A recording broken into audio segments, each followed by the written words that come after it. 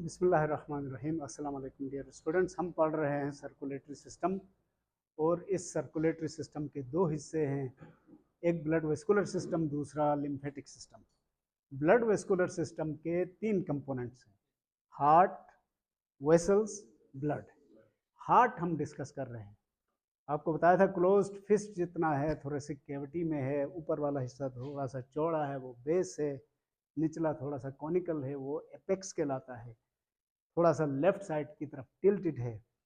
और इसको खोल के देखें तो इसके अंदर चार चेम्बर्स हैं और चार चेम्बर तीन सेप्टा की वजह से हैं। सेप्टम पर्दे को कहते हैं। तीन सेप्टा के नाम है। इसका नाम क्या था? Inter atrial septum. इंटर का मतलब क्या है? बैन, दरमियान वाला। जैसे इंटरनेशनल, अक़वाम के, बैनुल अक़वामी कहते हैं ना, अक़वाम के दरमियान, तो ये एट्रिया के दरमियान है, इसलिए इंटर एट्रियल सेप्टम इसका नाम पड़ गया। इसको क्या कहेंगे? इंटर वेंट्रिकुलर सेप्टम, वेंट्रिकल्स के बीच का पर्दा। इसको क्या कहेंगे? Atrio ventricular septum. एट्रिया और वेंट्रिकल के बीच का पर्दा है ये। अच्छा, पूरा दिल ज्यादातर मसल्स का बना हुआ है। कौन से मसल्स? Cardiac muscles. याद रखना, कार्डियक मसल्स सिर्फ दिल में पाए जाते हैं। मसल की हमारे जिस्म में तीन अकसाम है। जो हड्डियों से अटैच हों, स्केलेटल मसल्स कहते हैं। जो न हड्डियों से अटैच हों न दिल में हो, उनको स्मूथ मसल कहते हैं, जैसे इंटेस्टाइन वगैरह में, खून की नालियों में। जो सिर्फ दिल में हो उनको कार्डियक मसल कहते हैं। और इन कार्डियक मसल की खास बात यह है कि ये दिमाग के कंट्रोल में नहीं है, इनवॉलेंट्री है, ऑटोमेटिकली चलते हैं। ऑटोमेटिक कैसे चलते हैं ये भी हम बताएंगे आपको बाद में। अच्छा, इसमें तीन लेयर्स हैं, एपीकार्डियम, मायोकार्डियम, एंडोकार्डियम। सबसे अंदर वाली लेयर को एंडोकार्डियम कहते हैं, कार्डियो हार्ट को कहते हैं। इसके अलावा दो बड़ी बातें आप याद रखें। एक जो ये वाला राइट एट्रियम है, ये लेफ्ट एट्रियम से थोड़ा सा बड़ा है, यानी ये बड़ा है वो थोड़ा छोटा है। तो पहला नुक्ता आपने ये याद रखना है, दोनों एट्रिया का साइज बराबर नहीं है। क्या है? राइट थोड़ा बड़ा, लेफ्ट थोड़ा छोटा। उसकी दो तरह से हम जस्टिफिकेशन कर सकते हैं। एक जस्टिफिकेशन तो ये है कि राइट एट्रियम में पूरे जिस्म का खून आता है और लेफ्ट एट्रियम में सिर्फ लंग्स का खून आता है।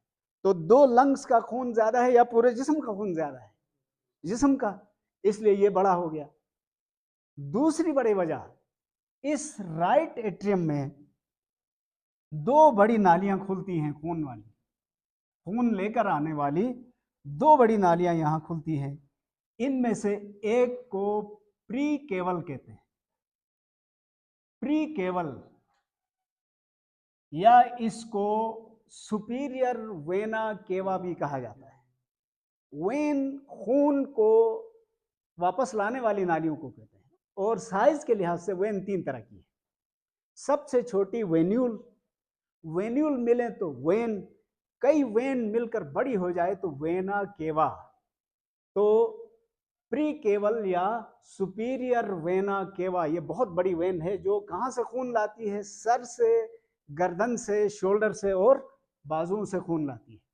दूसरी जो खून की नाली है वो ये कहलाती है पोस्ट केवल।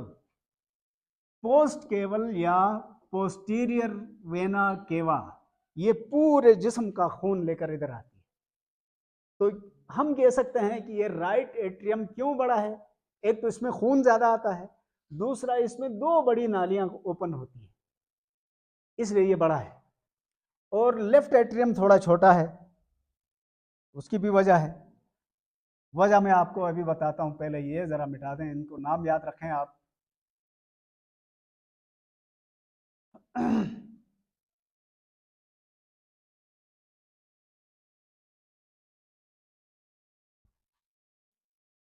यहां जो राइट लेफ्ट एट्रियम है, इसमें सिर्फ एक ही नाली खून की ओपन होती है, ये लंग से आती है। लंग से दरअसल 4 छोटी छोटी नालियां आके पहले दो दो मिलकर 2 हो जाती हैं, फिर वो दोनों में मिलकर 1 हो जाती है। तो लंग्स का खून इधर आता है, इसलिए इसकी मकदार कम है तो ये छोटा होगा। तो 2 बातें हमने अभी तक मालूम कर ली कि दोनों एट्रिया का साइज बराबर नहीं है, राइट एट्रियम बड़ा है, लेफ्ट एट्रियम थोड़ा छोटा है। इसके अलावा एक और कंपैरिजन भी है, एट्रिया की जो वॉल्स हैं उनकी थिकनेस वेंट्रिकल के मुकाबले में कम है, यानी ये इनकी वॉल पतली है, इनकी वॉल मोटी है। ये मोटी क्यों है वो भी आपको बताता हूं। पहले हम इसको दोबारा बनाते हैं।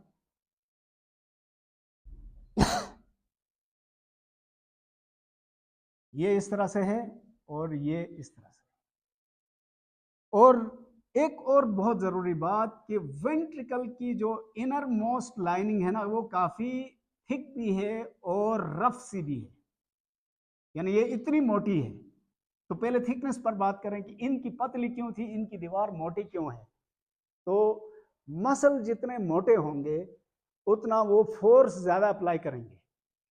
इन दोनों के अंदर जो खून है उसको पुश करने के जस्ट इधर भेजना है, तो उस पुश के लिए बहुत ज्यादा फोर्स की जरूरत नहीं है। इसने खून को पुश करके पूरे जिस्म में फैलाना है, कहां तक, सर से लेकर पैर तक इसने भेजना है। तो जितना इसकी थिकनेस ज्यादा होगी उतना फोर्स ज्यादा अप्लाई होगी, तो खून दूर तक भेजा जा सकता है। और इसने खून को पुश करके लंग्स पर भेजना है। लंग्स भी तो हार्ट के करीब सही, लेकिन है ना, इसके मुकाबले में तो ज्यादा फासला तय करना है ना, तो सबसे मोटी ये है। अब दूसरी बात, अंदर ये इस तरह से उभार क्यों है, इनको पपीली या पपिलरी मसल्स कहते हैं। ये जो उभार है ना, इन उभारों को पपिलरी मसल्स या एंडोकार्डियम, पपीली ऑफ एंडोकार्डियम कहते हैं। पपीला एक को कहते हैं, एक से ज्यादा को पपीली कहते हैं। ये उभार है, ये क्यों है ये भी अभी आपको पता चल जाएगा। फिलहाल हमने जो एट्रिया और वेंट्रिकल की बात की वो आपने समझ लिया। अब एक और बात समझ लें, दोनों एट्रिया ब्लड रिसीव करते हैं।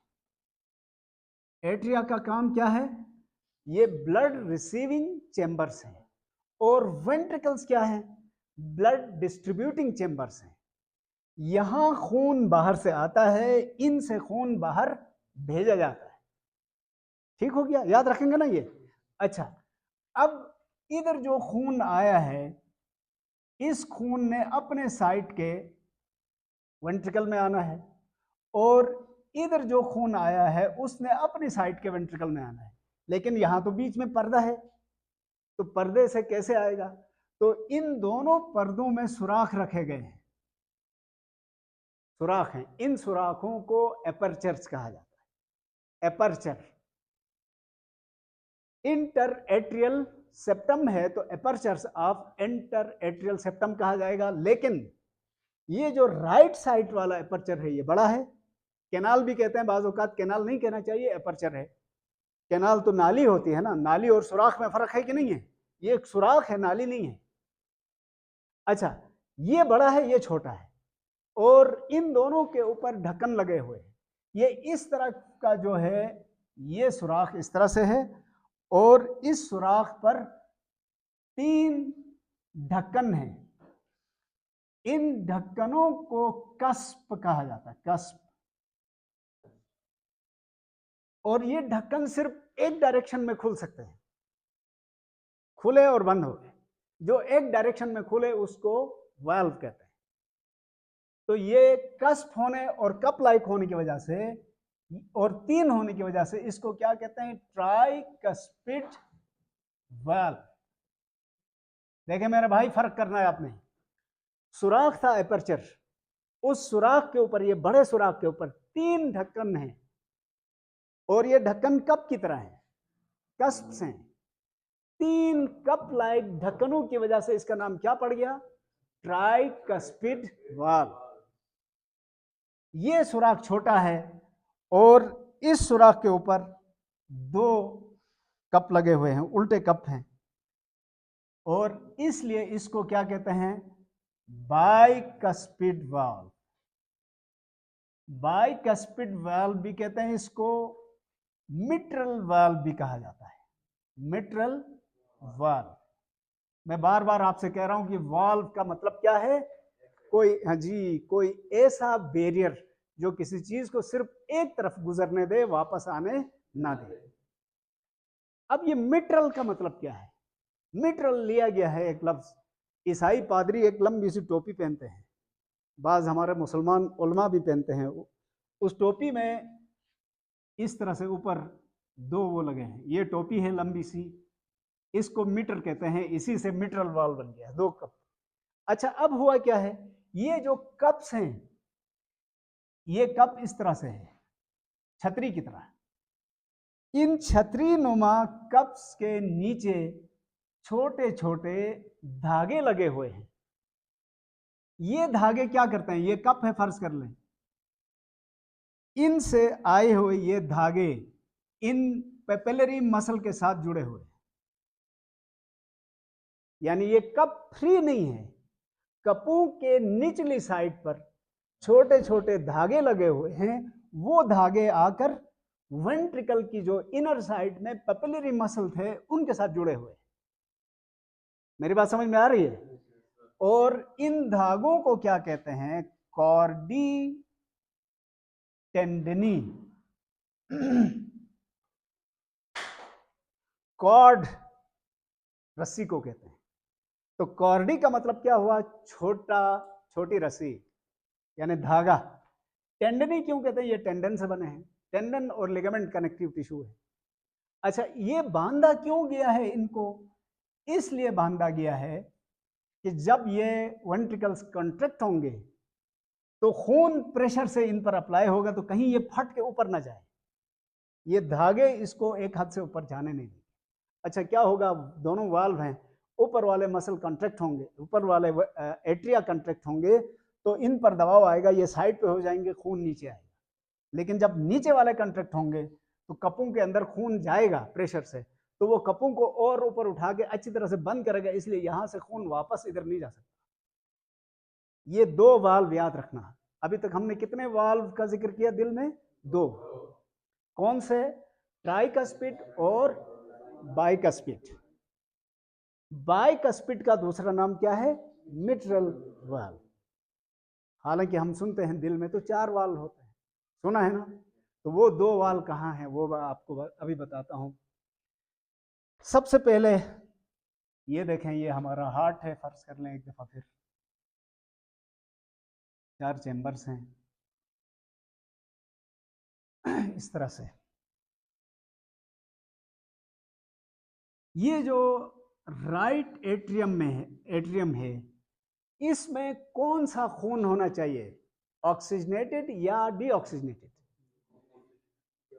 डीऑक्सीजनेटेड। बॉडी से आया है, बॉडी में ऑक्सीजन छोड़ के आया है, इसलिए आमतौर पर इसको कहते हैं गंदा खून। गंदा नहीं है, ऑक्सीजन कम है। ऐसे कम ऑक्सीजन वाले खून को डीऑक्सीजनेटेड खून कहते हैं। और इस वेंट्रिकल की बुनियाद से ही बहुत बड़ी नाली शुरू होती है, इसका नाम है पल्मोनरी। इसका नाम क्या है, पल्मोनरी सेमीलूनर वाल्व। क्योंकि यहां से खून किधर जाएगा, यहां से डीऑक्सीजनेटेड खून है तो लंग्स में जाएगा ना, लंग्स में सफाई के लिए जाएगा, इसलिए इसका क्या नाम है,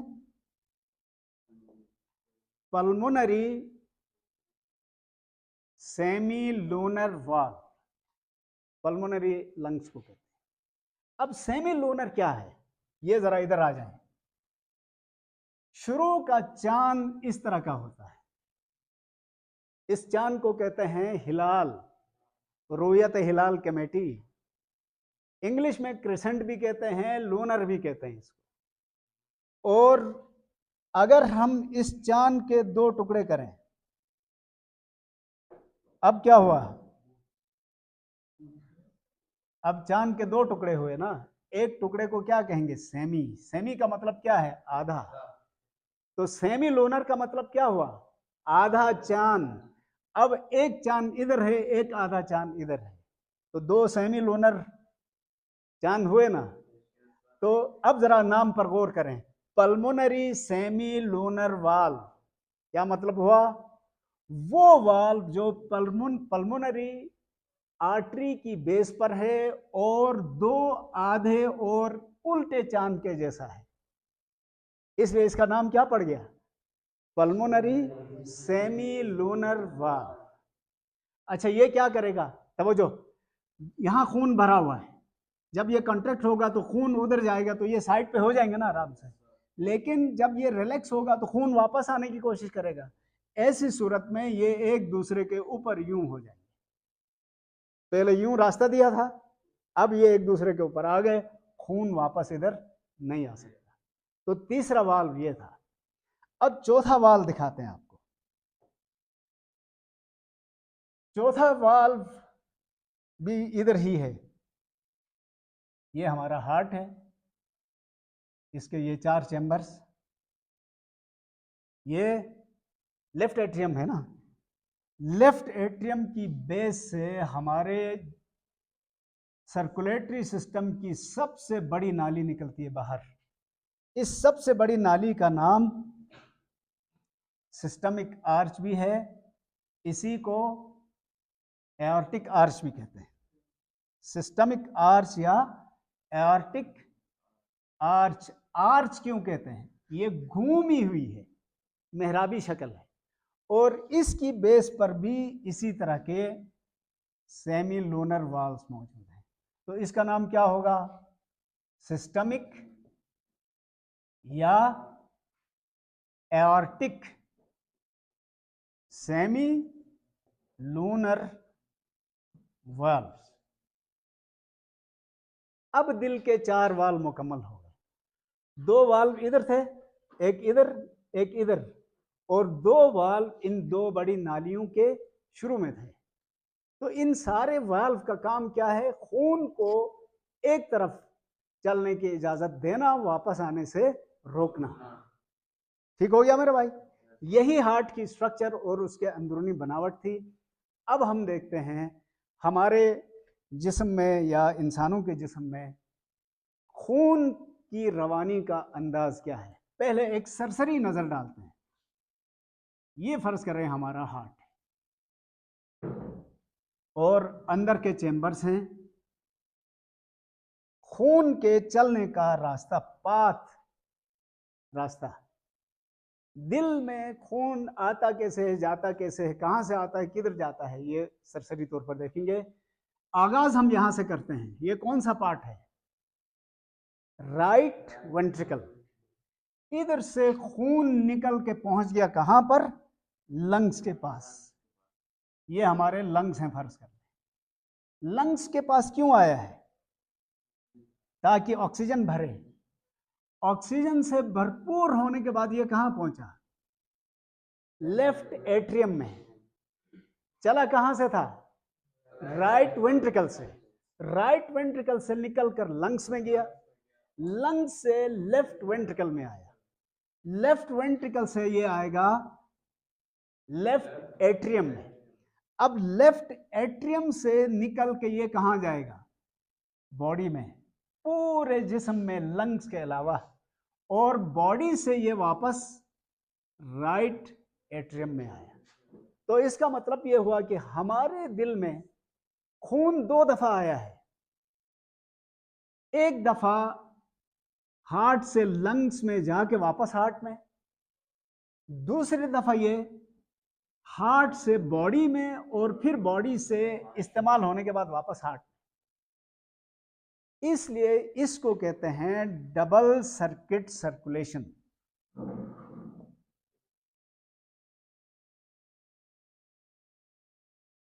डबल सर्किट सर्कुलेशन भी कहते हैं, खाली डबल सर्कुलेशन भी कहते हैं। और इन सर्किट्स के नाम हैं, हार्ट से लंग्स और लंग से वापस हार्ट में आने के, इसको कहते हैं पल्मोनरी सर्कुलेशन या पल्मोनरी सर्किट। और हार्ट से बॉडी में जाकर वापस हार्ट में आने को क्या कहते हैं? Systemic circulation. ये सिस्टमेटिक नहीं है, ठीक है ना, सिस्टमिक, सिस्टमिक सर्कुलेशन इसको कहते हैं। तो याद रखना, फिश में इन सबसे अलग है। फिश के हार्ट में खून सिर्फ एक दफा आता है, हार्ट से निकला, गिल्स में गया, वहीं से पूरी बॉडी में तकसीम हुआ, फिर हार्ट में आया, उसको कहते हैं सिंगल सर्किट सर्कुलेशन। फिश से आगे जितने एनिमल्स हैं, एम्फीबियन, रेप्टाइल, बर्ड्स और मैमल्स, इन सब में डबल सर्किट सर्कुलेशन है। हार्ट में खून 2 दफा आता है। तवज्जो, आखिरी बात, हार्ट से निकलकर जो लंग्स में गया खून, ये कैसा खून था? डीऑक्सीजनेटेड। लंग्स से जो वापस आया, ये कैसा था? ऑक्सीजनेटेड। अब हार्ट से जो बॉडी में जा रहा है, ये कौन सा है? ऑक्सीजनेटेड। बॉडी से जो हार्ट में आ रहा है, ये कौन सा है? डीऑक्सीजनेटेड। है कि नहीं है? यहां एक और बहुत जरूरी बात, जितनी आर्टरीज हैं उसमें ऑक्सीजनेटेड ब्लड है, एक्सेप्ट पल्मोनरी आर्टरी। एक ही आर्टरी है जिस्म में। अच्छा, ये तो आप जानते हैं ना, खून को दिल से दूर ले जाने वाली नालियों को आर्टरीज कहते हैं, जो बॉडी से खून की तरफ लेकर आती है उनको वेन्स कहते हैं। मैं आपको ये कह रहा हूं कि दिल से जितनी आर्टरीज बॉडी की तरफ जाती हैं, उन सब में ऑक्सीजनेटेड खून होता है। सिर्फ एक आर्टरी है जिसको पल्मोनरी आर्टरी कहते हैं, इसमें डीऑक्सीजनेटेड खून होता है। और तमाम वेन्स में डीऑक्सीजनेटेड ब्लड होता है सिवाय एक वेन के। पल्मोनरी वेन वाहिद वेन है जिसमें ऑक्सीजनेटेड ब्लड होता है। ठीक हो गया मेरा भाई? ये है जी डबल सर्किट सर्कुलेशन। अब एक और पहलू भी देखना है, क्या खून के चलने का अंदाज भी ये है कि पहले यहां से निकलेगा, उधर जाके इधर ये भरेगा, फिर ये भरेगा, फिर बॉडी में जाएगा, फिर ये भरेगा, फिर? तो ऐसा नहीं है, ये रास्ता है। चलने का अंदाज ऐसा नहीं है। चलने का अंदाज क्या है वो बताते हैं आपको। हार्ट है हमारा, और अभी तक हम ये जान चुके हैं कि राइट एट्रियम में 2 नालियां खुलती हैं। ये कौन सी नाली थी? सुपीरियर वेना केवा या प्री केवल। और ये कौन सी थी? इंफीरियर वेना केवा या पोस्ट केवल। और इधर एक ही नाली ओपन हुई, वो कौन सी है? Pulmonary vein, pulmonary vein. इसमें कौन सा खून आया है? ऑक्सीजनेटेड। इन दोनों में कौन सा खून है? डीऑक्सीजनेटेड। तो मैं कहना यह चाह रहा हूं कि दोनों एट्रिया एक साथ खून से भर जाते हैं। Both atria receive blood simultaneously या एट अ टाइम। बस फर्क क्या है? इधर लंग से खून आगे बढ़ रहा है, इधर बॉडी से खून आगे बढ़ रहा है। जब इन दोनों में खून भरेगा तो ये दोनों एक साथ कॉन्ट्रैक्ट होंगे, तो उसी वक्त इसका खून अपनी साइड के चैम्बर में, इसका खून अपनी साइड के चैम्बर में आ जाएगा, और ये दोनों एक साथ फिल हो जाएंगे। फिल होने के बाद ये दोनों एक साथ कॉन्ट्रैक्ट होंगे, तो इधर से निकलकर लंग्स में, इधर से निकलकर बॉडी में। यानी मैं कहना ही क्या चाह रहा हूं, both atria are filled simultaneously. दोनों एट्रिया एक साथ भर जाते हैं, दोनों एक साथ कॉन्ट्रैक्ट होते हैं, तो दोनों का खून एक साथ दोनों वेंट्रिकल में आता है, और दोनों वेंट्रिकल के एक साथ कॉन्ट्रैक्ट होने से दोनों से निकलकर खून, एक से निकला हुआ खून लंग्स की तरफ, दूसरे से निकला हुआ खून बॉडी की तरफ तकसीम हो जाता है। ये पर्दे इन खून को मिलने नहीं देते। एक और आखिरी नुक्ता इससे रिलेटेड, फिर मैं असल बात की तरफ आता हूं। ये जो राइट साइड है हार्ट के दोनों chambers, they contain deoxygenated blood, और लेफ्ट साइड के दोनों चैम्बर में ऑक्सीजनेटेड ब्लड है। याद रखेंगे ना, राइट साइड में डीऑक्सीजनेटेड ब्लड है, लेफ्ट साइड में ऑक्सीजनेटेड ब्लड है। अच्छा, बुक के डायग्राम देखोगे तो कंफ्यूज होगा। मैंने बहुत आसान डायग्राम बनाने की कोशिश की है, बुक में आर्टरीज वेन सबको एक साथ मिलाया, वो तो उलझी हुई है ना, तो वो डायग्राम बनाने में बड़ी कंफ्यूजन होगी। आप अलग अलग करके बना सकते हैं, कोई इशू नहीं। अच्छा, अब इसको हार्ट रिदम कहते हैं। हार्ट रिदम या हार्ट बीट, दिल की धड़कन। एट्रिया और वेंट्रिकल दोनों में मैंने आपसे कहा था कि मसल्स हैं। मसल के कंट्रैक्ट होने को, कंट्रैक्शन को, हार्ट के मसल के कंट्रैक्ट होने को सिस्टोल कहते हैं मेरा भाई। कंट्रैक्ट होने को क्या कहते हैं? सिस्टोल। जब कोई चीज कंट्रैक्ट होगी तो प्रेशर बढ़ेगा या कम होगा? प्रेशर बढ़ेगा। और रिलैक्स वाली कंडीशन को क्या कहते हैं? रिलैक्सेशन को डायस्टोल, डायलेटेड। तो ये दो नाम इस्तेमाल होते हैं, याद रखना आपने। दिल के कंट्रैक्ट होने को सिस्टोल, रिलैक्स होने को डायस्टोल। ये हार्ट बीट या हार्ट रिदम के फेजेस हैं। फेजेस का मतलब क्या है? स्टेप्स, मरहले। सबसे पहले एट्रियल डायस्टोल, यानी दोनों एट्रिया रिलैक्स हैं।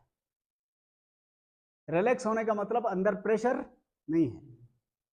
प्रेशर नहीं है, ओपन बर्तन पड़ा हुआ है, तो इधर लंग्स का खून भरेगा, इधर बॉडी का खून भरेगा ना। तो याद रखना, खून एट्रिया में कब आएगा? जब एट्रिया डायस्टोलिक कंडीशन में होंगे। रिलैक्स होंगे तो आएगा ना। थोड़ा फोकस है आपका, मैं रिपीट कर रहा हूं ताकि आपको आसानी से समझ में आए। मैं ये कह रहा था, जब दोनों एट्रिया एक साथ रिलैक्स थे, डायस्टोलिक कंडीशन में थे, तो इसमें लंग से खून भर रहा था, इसमें बॉडी से खून भर रहा था। भर गया खून। भरने के बाद अब होगा एट्रियल सिस्टोल। क्या होगा? Atrial systole. दोनों एट्रिया कंट्रैक्ट होंगे तो अपने अपनी साइड का खून वेंट्रिकल में पहुंचा देंगे। उस वक्त वेंट्रिकल को क्या होना चाहिए? डायस्टोलिक कंडीशन में या सिस्टोल कंडीशन में होना चाहिए? डायस्टोल। तो याद रखना, एट्रियल सिस्टोल हो तो वेंट्रिकुलर डायस्टोल होगा। जब वेंट्रिकल डायस्टोलिक कंडीशन में होंगे तो दोनों वेंट्रिकल्स में खून भर जाएगा।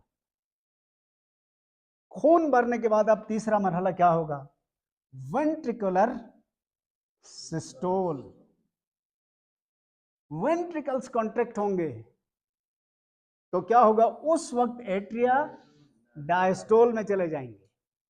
वो दोनों रिलैक्स हुए, ये दोनों कॉन्ट्रैक्ट हुए, तो इसका खून लंग्स में, इसका खून बॉडी में निकल गया। और इस वक्त जब ये सिलसिला होता है तो ऐसा कितनी दफा होता है? 1 मिनट में 72 टाइम्स होता है। ये एवरेज है। हमारा दिल 1 मिनट में 72 टाइम्स सिस्टोलिक और डायस्टोलिक कंडीशन में होता है। इसको कंट्रैक्ट होकर खून को नीचे बैठ के फिर रिलैक्स होने में तकरीबन 0.4 सेकंड लगते हैं, और रिलैक्स कंडीशन में ये 0.1 सेकंड तक रहता है। यानी दिल थकता क्यों नहीं है? दो बड़ी वजह है। एक तो ये दिमाग के कंट्रोल में नहीं है, इनवॉलेंट्री है। दूसरा, जब ये 0.03 सेकंड तक कंट्रैक्ट होता है तो उसके फौरन बाद 0.1 सेकंड तक रिलैक्स भी होता है। तो कंट्रैक्शन रिलैक्सेशन, कंट्रैक्शन रिलैक्सेशन, इसलिए थकता नहीं है। अच्छा, फिर क्या हुआ? जब ये कंट्रैक्ट हुए और दिल को, खून को उधर भेज के रिलैक्स होने में फिर 4 सेकंड टोटल लगेंगे, 0.4 सेकंड लगेंगे। तो टोटल 7 से 0.7 टू 0.8 सेकंड में ये चक्कर मुकम्मल होता है, और 1 मिनट में इसीलिए 72 दफा ये सिलसिला चलता है। और इसको अगर हम स्टेथोस्कोप से चेक करना चाहते हैं तो उस वक्त हमें कुछ आवाजें सुनाई देंगी। स्टेथोस्कोप कान में लगा के, शीशा कहते हैं ना अमूमन, इधर रखेंगे तो आपको दिल की धड़कन सुनाई देगी। उस धड़कन को क्या कहते हैं? लुब डुब। इस तरह भी लिखते हैं और इस तरह भी लिखते हैं, डबल भी लिखते हैं, सिंगल भी लिखते हैं। दूसरा है डुब, या इसको डुब भी पढ़ा जाता है, लुब डुब। अच्छा, ये कौन सी आवाजें हैं? इधर तवज्जो करो। ये हमारा हार्ट है और इसमें हमने कहा 4 वाल्व्स हैं, 2 वाल्व इधर हैं, 2 वाल्व इधर हैं। तवज्जो, जिस वक्त ये कॉन्ट्रैक्ट हुआ, खून नीचे आया, उस वक्त ये रिलैक्स थे। जब ये कॉन्ट्रैक्ट होते हैं तो ये दोनों वाल्व बंद होते हैं। इनके बंद होने से हल्की आवाज आती है लुब की। और जिस वक्त ये रिलैक्स होते हैं तो जो खून नालियों में चला गया था वो वापस आता है, तो उसको रोकने के लिए सेमी लूनर वाल्व्स बंद होते हैं, तो ये डुब की आवाज आती है। तो ये लुब डुब, और ये चलता रहता है। इसी की गिनती करके दिल की धड़कन का पता चलाया जा सकता है।